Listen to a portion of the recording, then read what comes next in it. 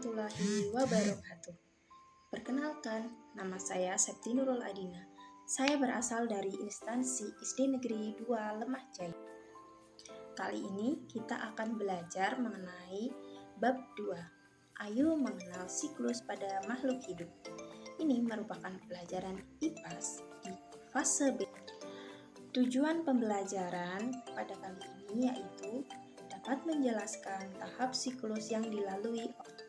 Nah, kita langsung saja ke topik A ya, mengenai siklus hidup, rangkaian Nah, kira-kira kalian tahu atau tidak?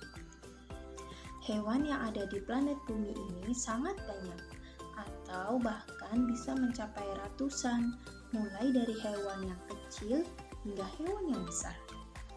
Banyaknya hewan yang ada di dunia ini disebut dengan keanekaragaman hayati.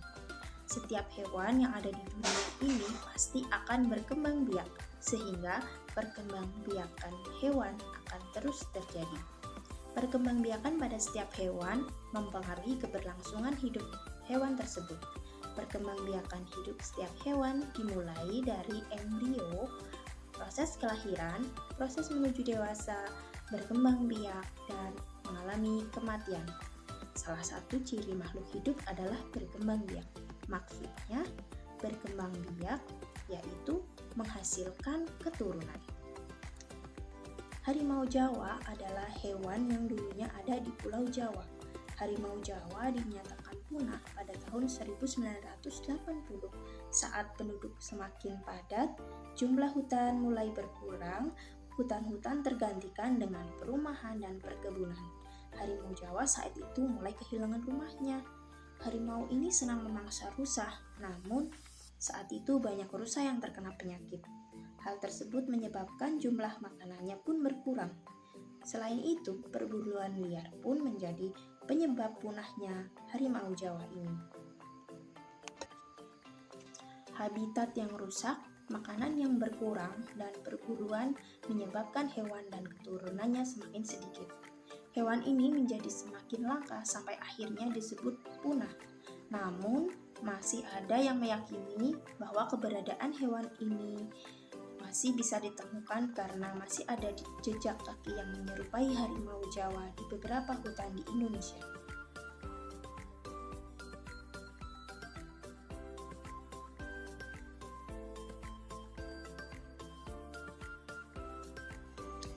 Mari kita berpikir, apa penyebab hewan tersebut punah?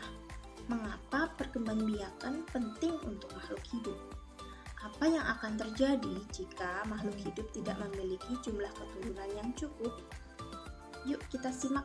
Hewan tersebut bisa punah karena jumlah luas hutan semakin berkurang. Hutan tergantikan dengan perumahan dan perkebunan. Banyak satwa yang terkena penyakit, serta adanya perburuan liar. Perkembangbiakan penting untuk makhluk hidup agar mereka mendapatkan keturunan atau jenisnya di bumi. Jika makhluk hidup tidak memiliki keturunan yang cukup, maka makhluk hidup tersebut akan mengalami kelangkaan atau kepunahan.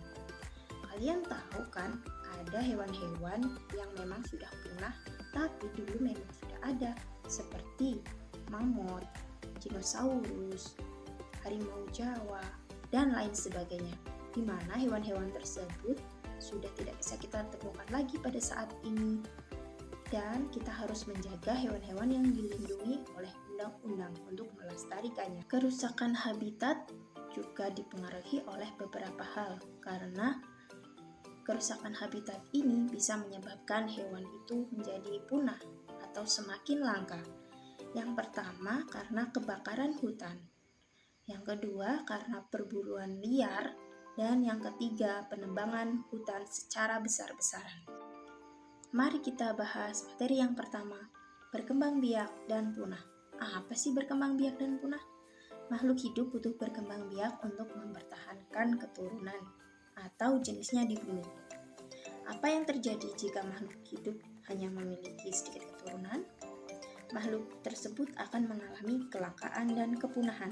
Nah, makhluk hidup yang sudah mengalami kepunahan dan kelangkaan yaitu burung dodo atau Rafus cucullatus. Burung dodo itu burung yang tidak dapat terbang yang sudah punah. Burung ini pernah hidup di Pulau Mauritius yang terletak di Madagaskar, Samudra Hindia. Kelangkaan juga bisa terjadi pada tanaman loh.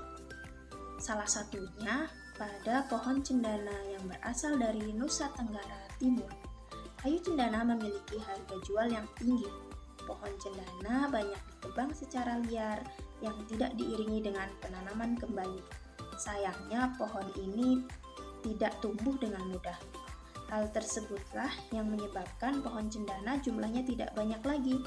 Daur hidup hewan merupakan tahap tumbuh binatang, mulai dari lahir hingga dewasa, dan merupakan bagian dari tahap perkembangan mereka sejak menetas atau lahir sampai dengan tumbuh dewasa.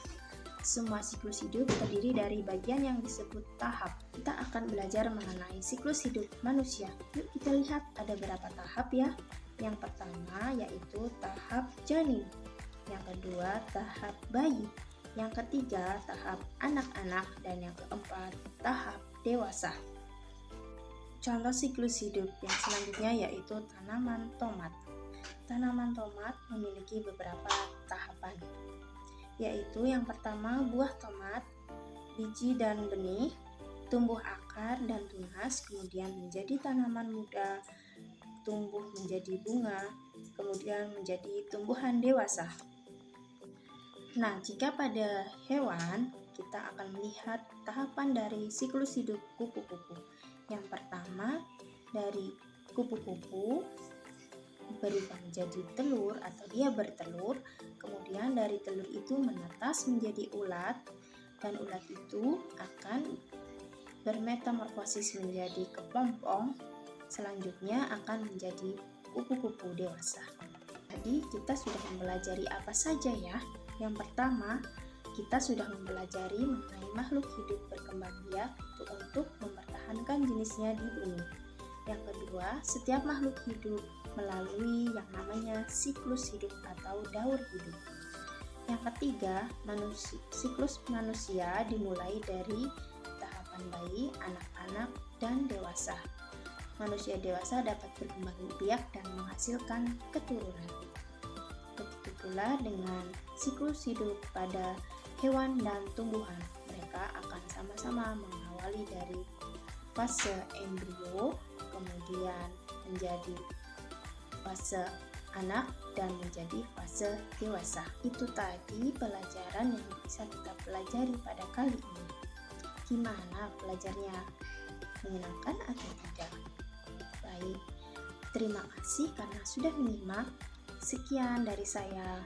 Wassalamualaikum warahmatullahi wabarakatuh.